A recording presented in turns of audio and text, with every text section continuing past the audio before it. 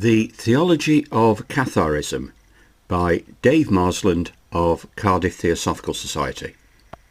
The theological framework of Catharism, a dualistic belief system that emerged in the 12th century in the Languedoc region of France, presents a profound and nuanced perspective on the nature of existence, the divine, and the moral implications of human agency. To fully appreciate the theological dimensions of Catharism, it is imperative to situate it within its historical milieu, emerging during a period marked by ecclesiastical corruption and societal upheaval. Catharism can be seen as a reaction against the established Roman Catholic Church. The Cathars, often referred to as the good Christians, espoused a belief system that emphasized spiritual purity and the rejection of materialism, which they perceived as inherently corrupt. This dualistic worldview posited a stark dichotomy between the force of good, represented by the divine, and the forces of evil, embodied by the material world and its creator, whom they identified with the God of the Old Testament. The Cathar movement gained significant traction in the Languedoc region, where it attracted a diverse following, including members of the nobility and the peasantry alike. The socio-political landscape of the time, characterised by feudal fragmentation and the relative autonomy of local lords, provided fertile ground for the propagation of Cathar beliefs. The region's unique cultural and linguistic identity, coupled with its relative distance from the central authority of the Catholic Church, allowed for the flourishing of alternative spiritual expressions. However, as the movement grew in influence, it also attracted the ire of the Catholic Church, which viewed the Cathars as a heretical threat to its authority. Consequently, the Albigensian crusade, initiated in 1209, sought to eradicate Catharism through military means, leading to widespread persecution and the eventual decline of the movement. This brutal campaign not only decimated Cathar communities, but also left a lasting scar on the cultural landscape of southern France. At the core of Cathar theology lies a complex metaphysical framework that distinguishes between two fundamental principles, the good and the evil. This dualism is reminiscent of certain strands of Gnostic thought, wherein the material world is perceived as a flawed creation, a prison for the divine spark within humanity. The Cathars believed that the material world was created by a malevolent deity, often referred to as the demiurge, who sought to ensnare souls within the confines of physical existence. In stark contrast, the true God, characterized by pure goodness and spiritual transcendence, exists beyond the material realm. This metaphysical dichotomy has significant implications for the Cathar understanding of salvation. The Cathars posited that the soul's ultimate goal is to escape the material world and return to the divine source. This process of salvation is achieved through a rigorous ethical lifestyle characterized by asceticism, self-denial, and the cultivation of spiritual knowledge. The Cathar belief in reincarnation further underscores their commitment to the idea that the soul undergoes multiple lifetimes, each offering opportunities for spiritual growth and eventual liberation from the cycle of rebirth. This belief in reincarnation not only provided a framework for understanding suffering and moral choices, but also instilled a sense of hope and purpose in adherents, as each life was viewed as a chance to progress towards spiritual enlightenment. The ethical framework of Catharism is intrinsically linked to its metaphysical beliefs. The rejection of the material world necessitates a moral code that emphasizes spiritual over temporal concerns. Cathars adhered to a strict code of conduct, which included prohibitions against violence, sexual immorality, and the accumulation of wealth. This ethical stance is encapsulated in the concept of the perfecti, a term used to describe the Cathar elite who had achieved a high level of spiritual purity and were tasked with guiding the laity in their spiritual journeys. The perfecti lived lives of extreme asceticism, often renouncing all material possessions and engaging in acts of charity and service to embody their spiritual ideals. Furthermore, The Cathar emphasis on individual autonomy and personal responsibility is noteworthy. Unlike the Catholic Church, which advocated for the intercession of clergy in matters of salvation, the Cathars believe that each individual possesses a capacity to discern truth and attain salvation through personal effort and spiritual insight.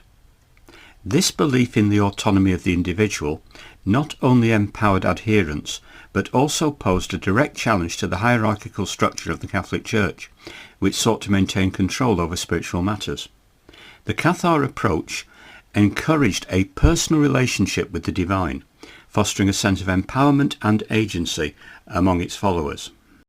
In examining the theological tenets of Catharism, it is instructive to draw comparisons with other religious traditions that share similar dualistic elements. For instance, the Zoroastrian faith, with its emphasis on the eternal struggle between Ahura Mazda, the good, and Angra Mainyu, the evil, presents a parallel to the Cathar worldview. Both traditions articulate a cosmic battle between light and darkness, underscoring the moral imperative for adherents to align themselves with the forces of good. This dualistic perspective not only shapes the ethical frameworks of these traditions, but also influences their narratives of creation, redemption, and the ultimate fate of humanity. Similarly, Gnostic sects which flourished in the early centuries of Christianity exhibit striking similarities to Cathar beliefs, particularly in their rejection of the material world and the emphasis on gnosis, or spiritual knowledge. The Gnostic tradition of the divine spark residing within humanity resonates with the Cathar understanding of the soul's inherent purity, trapped within a corrupt physical form. Such comparisons highlight the broader historical and philosophical currents that influence the development of Cathar theology. Additionally, the parallels with Eastern philosophies such as Buddhism's concept of samsara and the quest for enlightenment further illustrate the universal themes of suffering, liberation, and the search for truth that transcend cultural and religious boundaries. The emergence of Catharism had profound implications for medieval society, particularly in the Languedoc region. The movement fostered a spirit of enquiry and debate, challenging the dogmatic assertions of the Catholic Church and encouraging individuals to seek spiritual truths independently. This intellectual ferment contributed to the development of a distinct cultural identity in the region, characterized by a flourishing of literature, philosophy, and artistic expression.